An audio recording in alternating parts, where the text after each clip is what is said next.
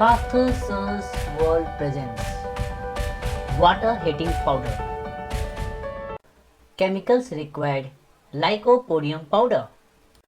Apparatus required: a small beaker filled with water. Procedure: at first, we add about 2 scoops of Lycopodium powder in a beaker filled with water. Then, we stick our finger through the powder into the water.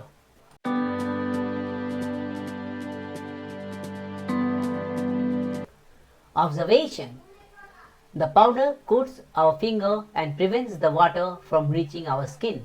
When we withdraw our finger, it remains dry. A closer view.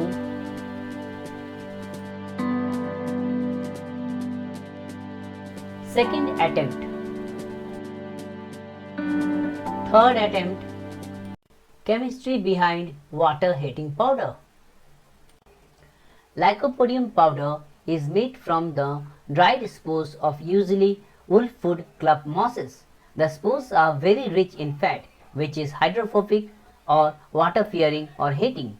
The Lycopodium powder sprinkled on the surface of water does not mix with water.